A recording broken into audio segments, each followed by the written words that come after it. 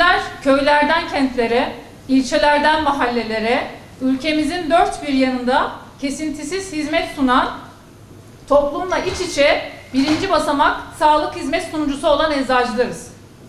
Bizler hastalarımızın ihtiyaç duydukları ilaçlara en güvenilir ve en hızlı şekilde ulaşmalarını sağlayan en yakın sağlık danışmanlarıyız. Birinci basamak sağlık hizmetinin ayrılmaz bir parçasıyız. Ancak mevcut ekonomik koşullar ve artan maliyetler karşısında eczanelerimizi koruyan, onları ayakta tutan gerçekçi önlemlerin alınmadığı bir noktadayız. Defalarca dile getirmemize, taleplerimizi ısrarla ifade etmemize rağmen eczanelerdeki kan kaybı görmezden gelindi. Bu anlamda 2024 yılı hem hastalarımız hem de bizim açımızdan çok zor geçti. 30 bini aşkın eczanemiz sunduğu ilaç ve eczacılık hizmetlerini sırtındaki mali yüklerle boğuşarak sürdürebildi. Ama daha da kötüsü, sesimiz duyulmazsa, gerekli önlemler alınmazsa 2025 yılı daha da karanlık bir yıl olarak anılacaktır. Eczanelerimizin ışığının karardığı, sağlık kapısının kapandığı bir yıl. Kıymetli basın mensupları, Türk Eczacılar Birliği ile Sosyal Güvenlik Kurumu arasındaki ilaç temin protokolü 1 Ekim 2024 tarihinde sona ermiştir. 4 aydır yeni bir protokol üzerinde mutabakat sağlanamamıştır. Yeni bir protokol imzalanamamıştır. Buna rağmen eczanelerimizde ilaç, eczacılık hizmetleri halen büyük bir özveriyle sürdürülmektedir. Eczanelerimizin ilaç ve eczacılık hizmetlerini sağlıklı bir şekilde sürdürülebileceği, günün ekonomik koşullarına uygun bir protokolün ivedilikle hayata geçmesini hem kendimiz hem de hastalarımız adına talep ediyoruz. 30 bini aşkın eczanemizin ayakta kalması, hastalarımıza hizmet sunumuna devam edebilmesi ancak gerçekçi koşullarda ve tam bir mutabakatla imzalanacak protokole bağlıdır. Değerli basın mensupları, Sosyal Güvenlik Kurumu'na bir sorumluluğunu daha hatırlatmak istiyoruz.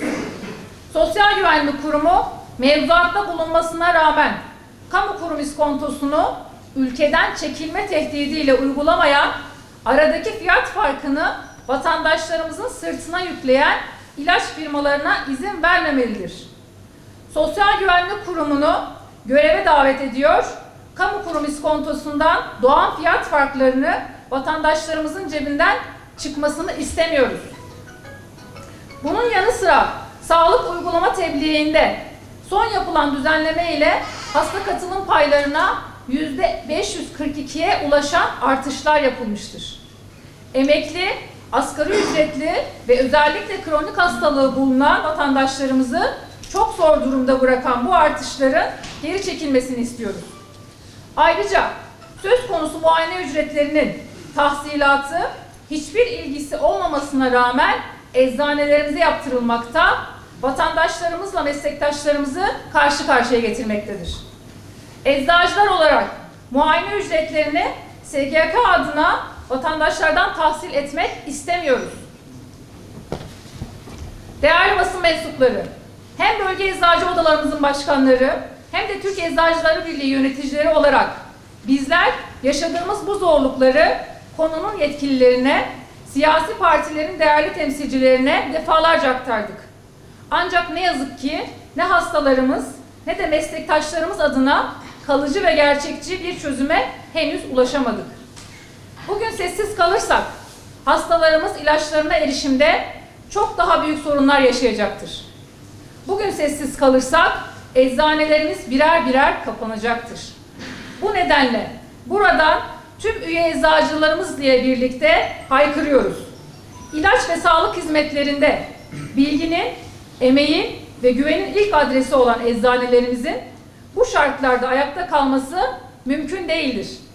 Acil önlemler alınmazsa eczane iflaslarının başlaması an meselesidir. Bu talebimiz sadece meslek grubumuz adına yapılan bir çağrı değildir. Bilinmelidir ki ülkemizde halk sağlığı sisteminin etkinliği ve ayakta kalması da ancak bu şekilde mümkündür.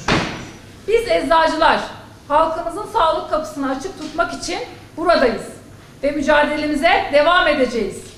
Haklı taleplerimizin karşılanması için gerekli adımlar atılsın, sağlık kapınız açık kalsın.